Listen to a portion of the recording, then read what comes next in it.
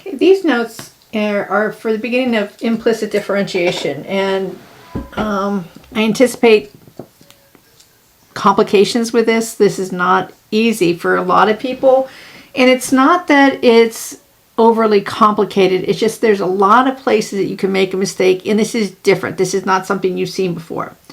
So with implicit differentiation, it's something's going on with the equation that you're looking at. And for example, here's this one here. It says the implicit form is xy equals 1. And I can solve that for y to make it y equals 1 over x. This is the explicit form. I've solved this for y. Sometimes an equation can be solved in terms of only x. Other times it cannot. So this implicit differentiation would take the product rule. So I'd have x times the derivative of y with respect to x. So x dy dx plus y times the derivative of x with respect to x. So dx dx. And then equals 1. Well, the derivative of a constant is 0. And that's one of the first places I see a lot of people making mistakes, is they forget that the derivative of this 1 is the 0 because they get focused on what's going on the left-hand side. When this equation is solved for dy dx, it comes out to be negative y over x. So what happens, and I don't want to mess up your notes, but I do want to show you. So I have, these notes are going to be long. You don't write down everything that I've put down here. So I have x dy dx plus y equals 0. To solve that for dy dx, I'm first going to subtract y. And I'm going to divide by x. Okay. That's through implicit differentiation. If I look at this y equals 1 over x, and these are the same equations, they're just solved differently. This is saying 1x to the negative first, so my derivative is going to be negative 1 x to the negative 2. So that's where they get negative 1 over x squared, dy dx. So if I look back at here, these are the same thing, you just don't realize it, because I said here negative y, if y is equal to 1 over x, negative 1 over x divided by x, negative 1 over x times 1 over x is equal to negative 1 over x squared. So they truly are the same thing. Here is a graph. I'm going to try to do it this way. Desmos is wonderful in some instances. This we can see. I've typed in the equation xy equals 1, and it gives me the graph. I don't have to solve for y. Desmos just doesn't care what way the graph is.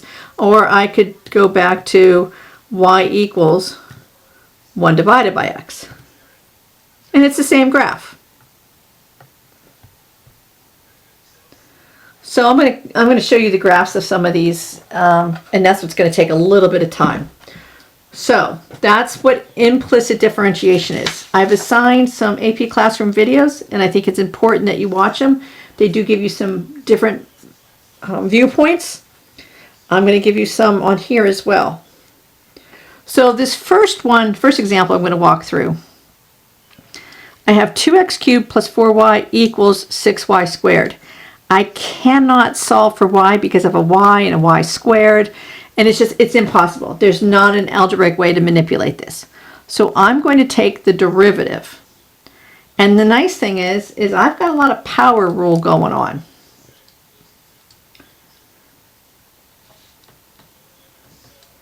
Okay, so 2x cubed is going to be 3 times 2 is 6x squared.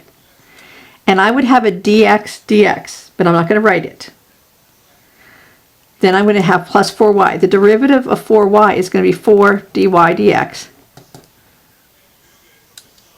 And then the derivative of 6y squared is going to be 12y dy dx. I want to get the dy dx on the same side of the equal sign. That's going to be our goal for all of these problems.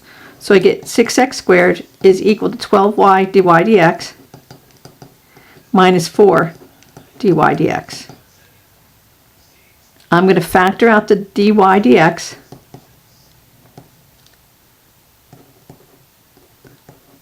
And I get 12y minus 4. And now I can divide both sides by 12y minus 4. That's how all of these are going to go. You're going to get the dy dx on one side of the equal sign, and you're going to factor out the dy dx. So I get 6x squared over 12y minus 4 equals dy dx. I'm just going to, I know I can divide everything by 2, 6, 12, and 4. So I'm going to say dy dx is going to equal 3x squared over 6y minus 2. So notice my derivative is in term of x and y. When I go back up to this first one up here, my derivative was in terms of y and x. But the alternative form, I had put a y in and I got all in terms of x.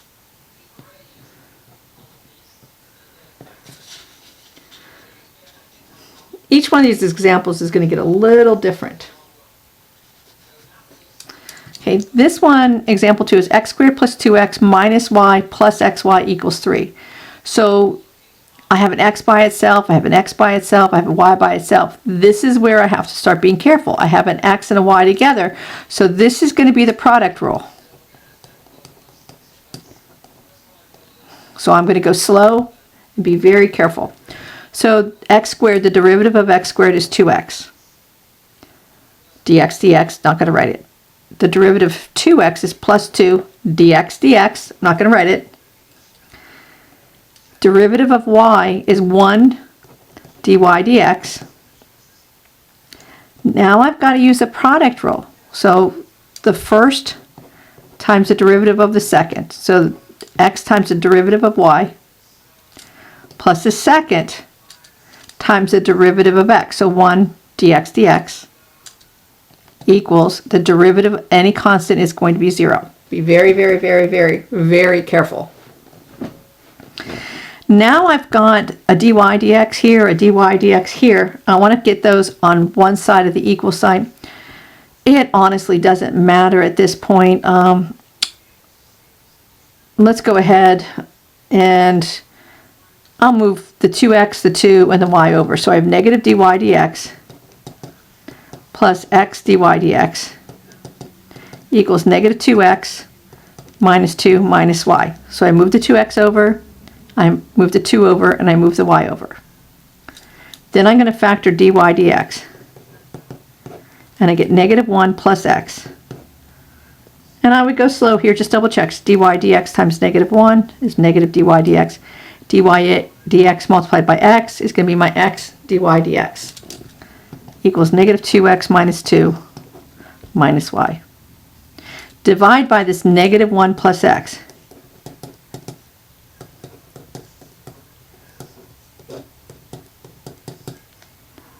And that's going to be my answer. I can leave it like that. I could start factoring out negatives. I'm not going to do too much with it. I don't want you trying to manipulate it to get to a certain point because you're liable to make mistakes. Just leave it there. That is fine. If it's multiple choice, you should be able to figure out your answer.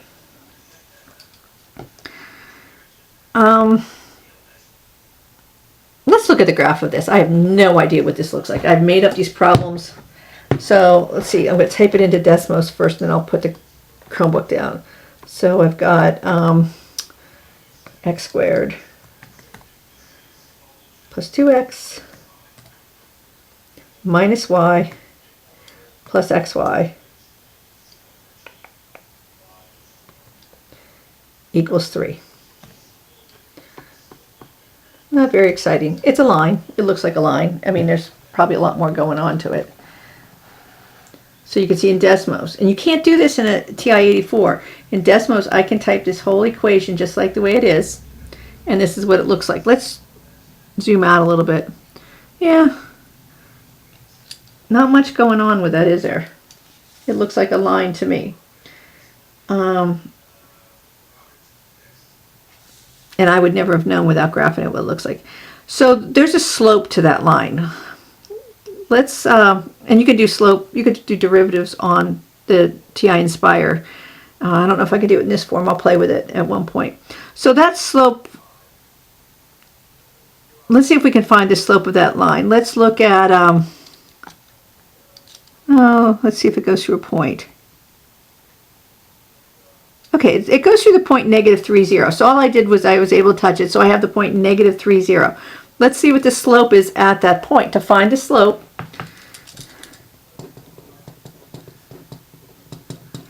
I'm going to put a -3 in for x and a 0 in for the y. So dy dx at the point -3, 0 is going to equal -2 times -3 minus 2 minus 0 -1 plus -3. So I get 6 minus 2 minus 0 is equal to 4. -1 plus -3 is -4. I seriously did not expect it to come out this very easy. So my slope is -1. And that makes sense when you look back at the graph. It's a definitely a negative slope. A tangent line, it's a line itself. So the tangent is easy to find. See, there's the point 0, -3. I just tapped it. In Desmos, you can do that. And I found a point 0, -3. Well, that makes sense, because if I find the slope, -3 minus 0 is -3. 0 minus a -3 is a +3. So -3 divided by +3 is going to be -1.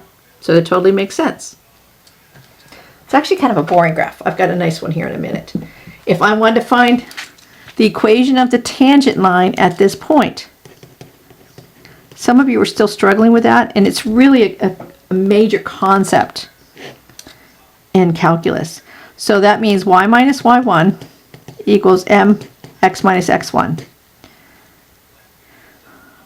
The one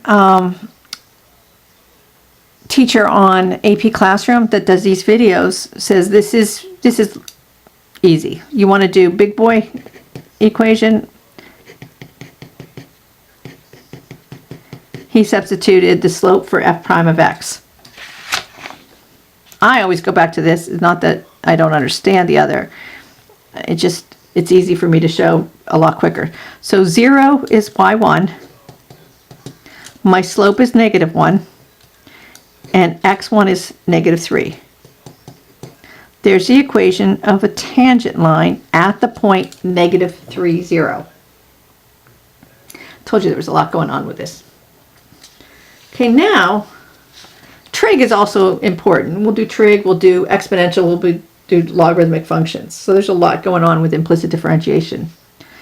This example has cotangent of y equals x minus y. I cannot solve this for y. No matter how good I was or what I was doing, I cannot solve that for y.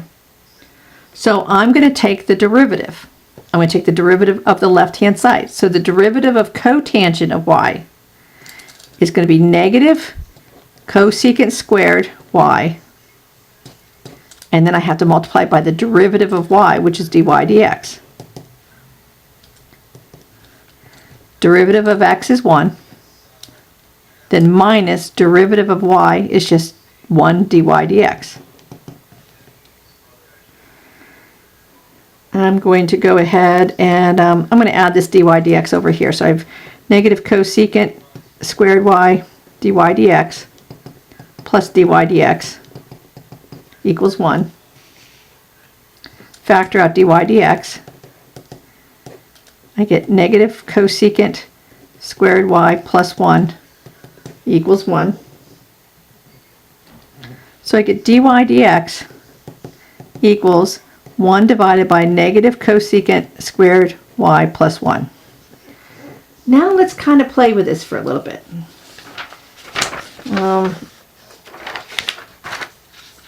Dy dx, I'm going to write it on here because I want to do a little bit more with it, but you don't need to write this in your notes. I just want you to watch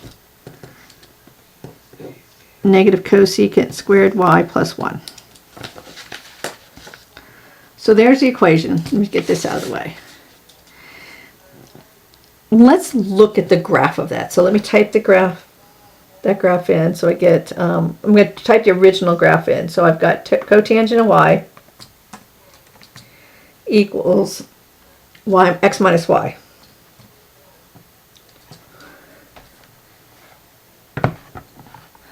Look at that. So you can see I've typed in the equation cotangent y equals x minus y, and there's the graph. Okay, there's a lot going on here, but I am zoomed way out. This is negative 80. Let's go in a little bit. I know let's go.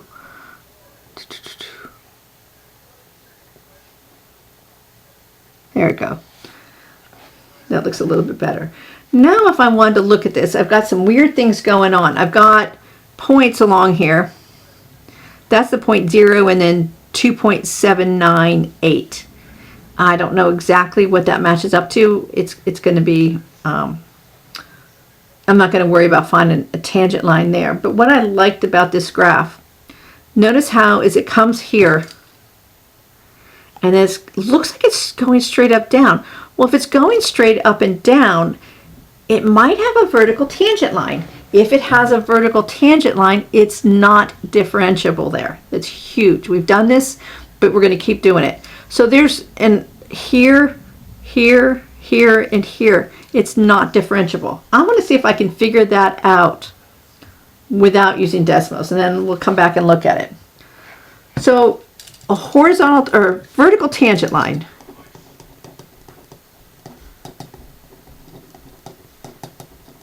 For a vertical tangent line to occur, my slope is going to be undefined. Slope is undefined if the denominator is 0.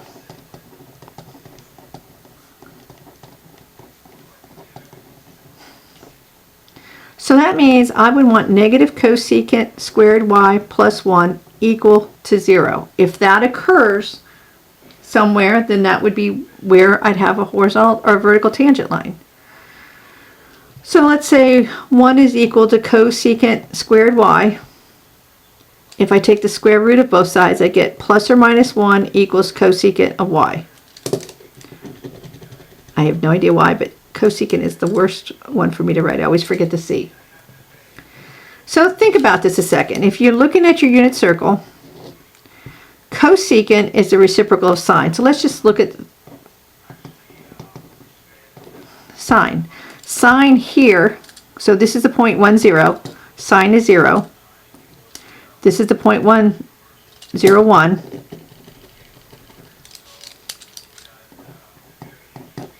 So this is where sine is 1. That occurs at pi over 2. This is the point negative 1, 0. Sine is 0, so I don't need that one. And this is the point 0, negative 1. So this angle, pi over 2, this angle is going to be 3 pi over 2. So that means y is going to equal pi over 2, y is going to equal 3 pi over 2. But don't forget, we can keep going in many directions. We keep going to the right. We keep going to the left. So there's infinitely many places where y would be pi over 2. Don't forget why we're doing this now. That means at all these multiples of pi over 2, I should have a vertical tangent line. Let's look back at the graph. Okay. So right here,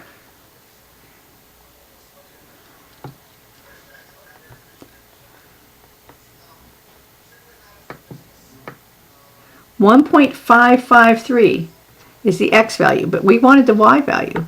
It says 1.94.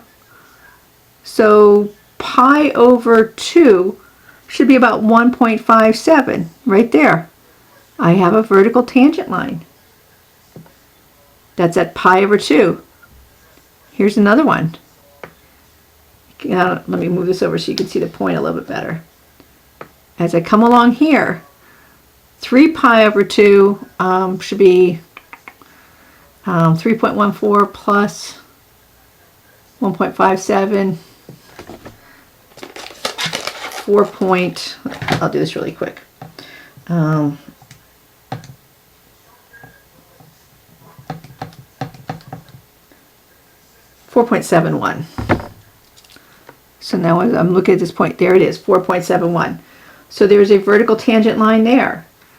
There's negative pi over 2. And it's the y value, negative 1.57. Here's negative 3 pi over 2.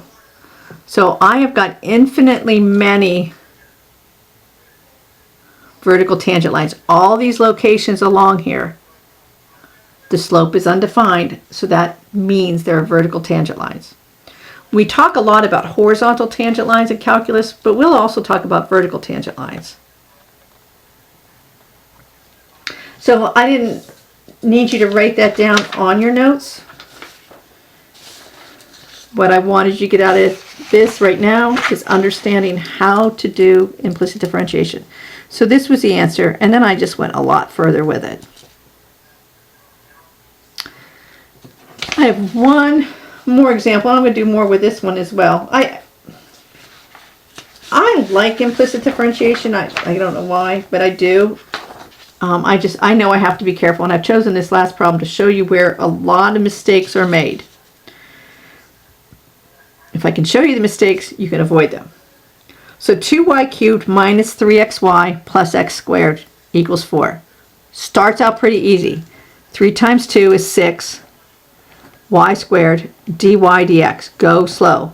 Even if as soon as you see the equation, anywhere you see a y, just write dy dx over it. Dy dx. So I know I have 2 y's, I'm going to have 2 dy dx's.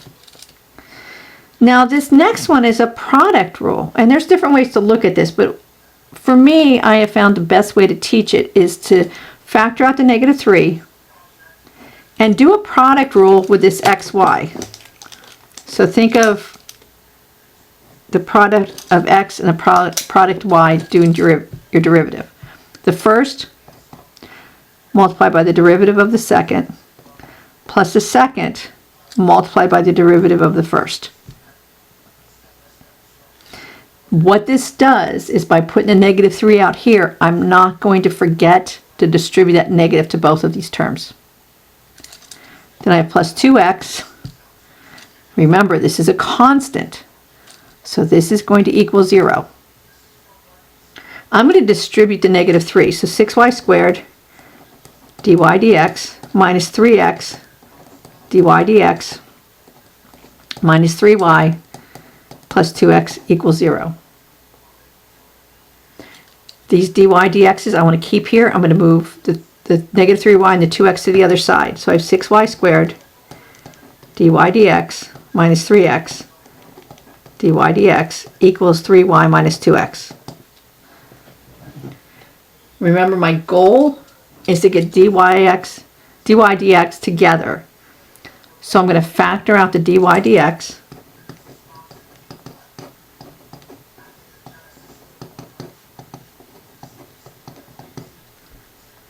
And I can now divide by this 6y squared minus 3x. So I get dy dx equals 3y minus 2x over 6y squared minus 3x.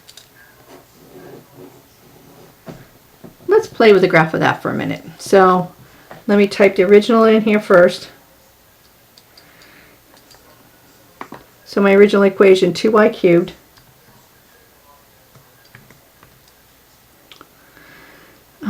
minus 3xy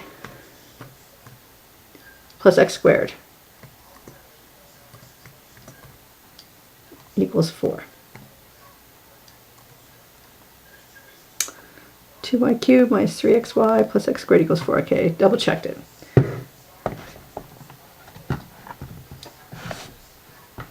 Okay, here's what it looks like. Boy, that looks weird, doesn't it? It's not something you would know. I don't expect you to know what any of these look like. If you are expected to recognize certain equations, certain functions, this is not one you would ever need to recognize. But look what's going on here. it's pretty boring if you look out, but this right here, that looks kind of interesting. Let's see what's going on with that one. If I want to do the slope of a tangent line, let's find a tangent line. Let's find a point. Let's find a good point.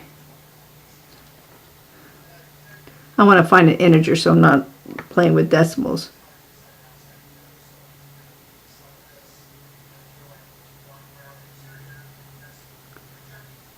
I had done this earlier and I know I'd found a point. Let me look at my paper and see if I wrote it down.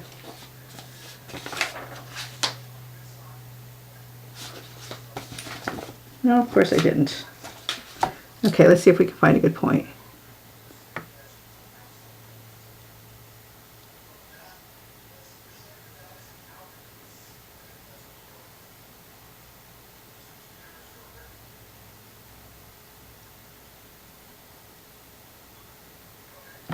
Maybe if I zoom in a little bit more.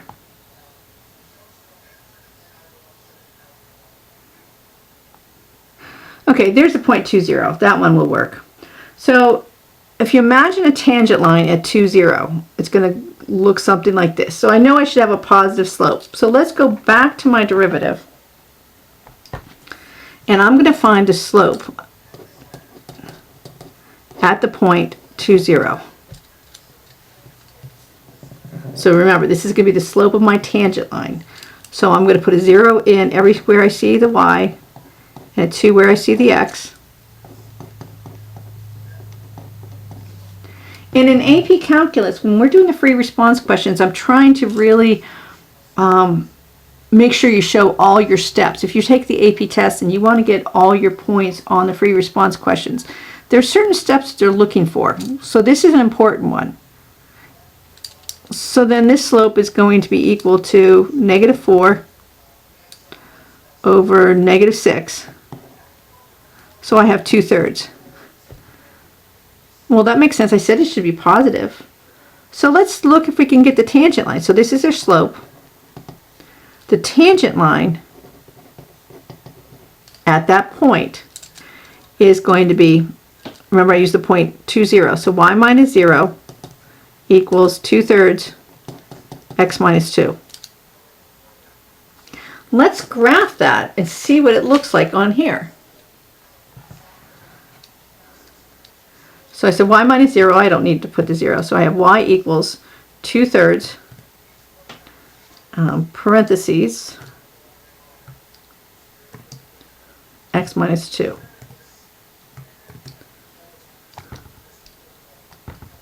There it is.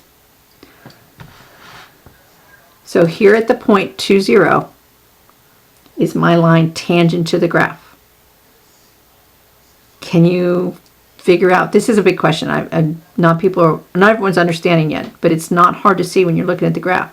Can you see how many other places on this graph that you would have that same slope? Well, here, and somewhere over here, see, I thought there was a point.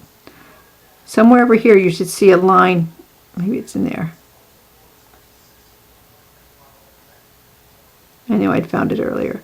Somewhere along here you're going to find an equation of a line that has the exact same slope.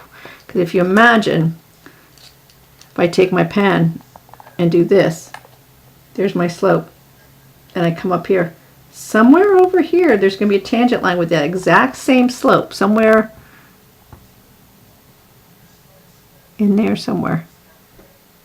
Hopefully the visual helped you. So when you're doing implicit differentiation,